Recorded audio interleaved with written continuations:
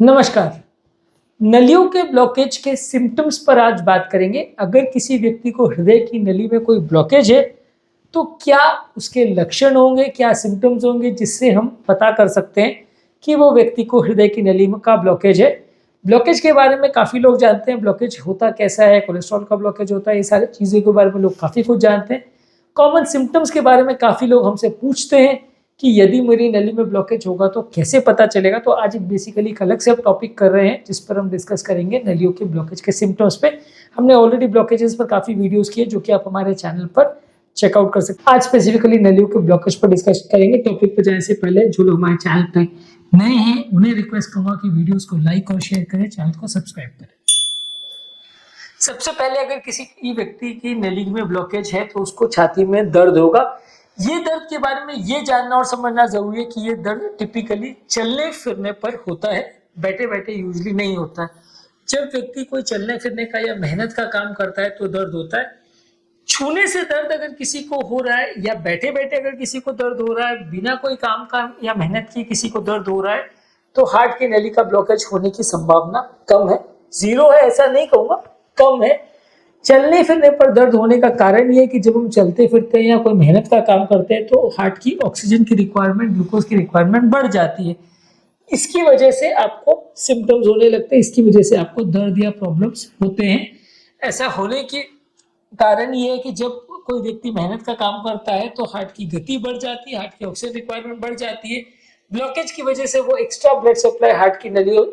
के थ्रू नहीं जा पाता है, सेल्स को एक्स्ट्रा ब्लड नहीं मिलता है, तो वहां पे लैक्टिक एसिड बनता है। ये लैक्टिक एसिड हार्ट के नर्व फाइबर्स को स्टिमुलेट या एक्टिवेट करता है, जिसकी वजह से ब्रेन के पास दर्द का मैसेज जाता है और ब्रेन को ऐसा लगता है कि वहां पे दर्द हो रहा है। तो ऑक्सीजन सप्लाई, ग्लूकोज सप्लाई कम होता है, जो कि बढ़ने पर या कुछ काम करने पर ज्यादा इसके सिम्टम्स देखने को मिलते हैं। बैठे बैठे किसी व्यक्ति को पेन हो रहा है तो वो हार्ट अटैक का सिचुएशन में ऐसा हो सकता है, पर रूटीनली ऐसा यूजली नहीं होता है। मेहनत के काम पे ही ज्यादातर देखने को मिलता है। अगला सिम्टम्स होता है सांस फूलना। यूजली व्यक्ति को अगर कोई काम करने पर सांस फूल रही है, जितना पहले था उससे ज्यादा फूल रही है, तो उसे सिग्निफिकेंट माना जाएगा। कोई भी मेहनत का काम करने पर व्यक्ति को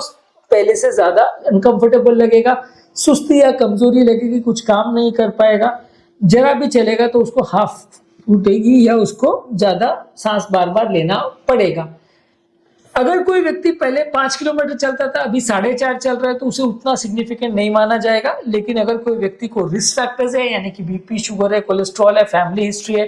कोई व्यसन है जिसकी वजह से ब्लॉकेजेस होने का अंदेशा है, या पहले का नोन केस है जिसको ब्लॉकेजेस पहले से थे, वैसे व्यक्ति को अगर स्टैमिना सडनली डिटोरेट होती है, पहले 5 किलोमीटर चलता था, अभी 2-3 किलोमीटर चलने में ही सांस फूलने लगती है, सिग्निफिकेंट अगर ड्रॉप होता है जिसका कोई और कारण नहीं है, मान लीजिए किसी को कोई खून की कमी है या कोई चलना फिरना बंद कर दिया है, स्टैमिना कम हो गया, वजन ज्यादा हो गया, ऐसा कोई और क्लियर कट कारण नहीं दिख रहा है, तो उसको ब्लॉकेज की वजह से होने का अंदेशा ज्यादा होता है। जिन व्यक्तियों को रिस्क फैक्टर ज्यादा है या जिस व्यक्ति की उम्र ज्यादा है और सडनली अगर हो रहा है, साथ में अगर किसी व्यक्ति को दर्द भी अगर हो रहा है चलने फिरने पर, तो वैसे व्यक्ति में ब्लॉकेजेस होना काफी कॉमन होता है। तो वैसे लोगों को आपको इको ट्रेडमिल या एंजियोग्राफी करके पता करना पड़ेगा कि कोई ब्लॉकेज तो नहीं है। यानी कि सेकेंड मोस्ट इंपॉर्टेंट सिम्टम है चलने फिरने में सांस फूलना और पहले के कंपैरिजन में स्टैमिना कम हो जाना। पहले अगर किसी की कैपेसिटी 10 किलोमीटर चलने की थी और वो सडनली बहुत ड्रॉप हो जाती है, तो डेफिनेटली काफी चांस है कि इसको कोई ब्लॉकेज हो सकता है। अगर कोई और पॉसिबिलिटी क्लियर कट नहीं दिख रही है तो ब्लॉकेज होने का अंदेशा काफी है। नेक्स्ट है कि अगर किसी का स्टैमिना कम हो जाए, बहुत ज्यादा उसको सुस्ती लगे, यानी कि थोड़ा भी चलने में उसको कमजोरी लगती है, सुस्ती लगती है, चल नहीं पाता है, मेहनत का काम नहीं कर पाता है, जितना वो पहले कर पाता था अभी नहीं कर पा रहा है, तो वैसा अगर किसी को स्टैमिना किसी का कम हो गया पहले के कंपैरिजन में, तो वो ब्लॉकेज का सिम्टम माना जा सकता है। जरूरी नहीं है कि हर व्यक्ति जिसका स्टैमिना कम हो गया है, जरूरी नहीं है हर व्यक्ति जिसको सुस्ती लग रही है वो ब्लॉकेज की वजह से ही हो, पर वैसे ही जैसे मैंने कहा कि अगर रिस्क फैक्टर्स हैं और अगर कोई और क्लियर कट कारण आपको नहीं दिख रहा और ये सुस्ती ज्यादा दिख रही है, चलने फिरने की काम नहीं कर पा रहा है पेशेंट, तो उसको ब्लॉकेजेस होने का चांस है। आपको इवैल्यूएट करने की जरूरत है, ये कोई कंफर्म चीजें नहीं है, लेकिन आपको उसको इवैल्यूएट करना पड़ेगा, उसको ट्रेडमिल वगैरह करके देखना पड़ेगा कि वो कितना चल पा रहा है और इसी चेंजेस आ रहे हैं कि नहीं आ रहे हैं। इसके अलावा चलने फिरने पर धड़कन बढ़ जाना अगर किसी को हो रहा है तो भी वो नलियों के ब्लॉकेज का साइन हो सकता है। नॉर्मल व्यक्ति की हृदय की गति जितनी होती है चलने फिरने पे थोड़ी सी गति सबकी बढ़ती है, लेकिन अगर गति बहुत ज्यादा बढ़ रही है और आपको महसूस होने लग रही है जिसके पाल्पिटेशंस बोलते हैं, तो वो ब्लॉकेज का साइन हो सकता है। मान लीजिए नॉर्मल व्यक्ति की हृदय की गति चलने फिरने पर 60-70 से बढ़ के 80-90 तक जा रही है, लेकिन किसी व्यक्ति की हृदय की गति जो पहले उतना ही चलने पर थोड़ी बढ़ती थी फिर बहुत ज्यादा बढ़ रही है, 60-70 से 80 के बदले 100-125 चली जा रही है और ज्यादा देर तक परसिस्ट कर रही है। यानी कि पहले तो एक आध मिनट टेस्ट करने से अपने आप नॉर्मल हो जाती थी, अभी नहीं हो रही है, तो वो ब्लॉकेज का साइन हो सकता है। तो वैसे व्यक्ति को जांच करने की जरूरत है कि उसको ब्लॉकेज है या नहीं। यानी चलने फिरने पर धड़कन अगर बढ़ रही है तो वो ब्लॉकेज का साइन हो सकता है। बैठे बैठे अगर धड़कन बढ़ रही है, पाल्पिटेशन हो रहे हैं, तो वो रिदम रिलेटेड प्रॉब्लम हो सकती है। तो वैसे व्यक्ति को ब्लॉकेज हो ऐसा जरूरी नहीं है, उसको आगे इवेल्युएट करना पड़ेगा। किसी व्यक्ति को बहुत ज्यादा अगर पसीना आ रहा है और मेहनत का काम करने पर चलने फिरने पर अगर पसीना आ रहा है तो वो ब्लॉकेज का साइन हो सकता है।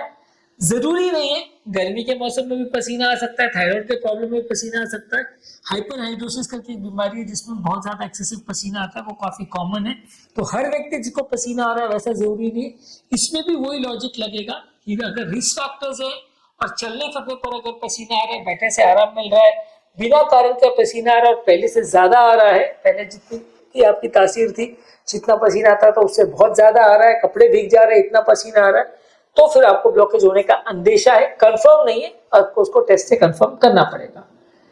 इसके अलावा आपको बहुत ज्यादा वॉमिट जैसे लगे और इनडाइजेशन हो, खासकर अगर चलने फिरने पर अगर किसी को पेट में गड़बड़ हो, बहुत ज्यादा गैस का सेंसेशन लगे, छाती में जलन हो,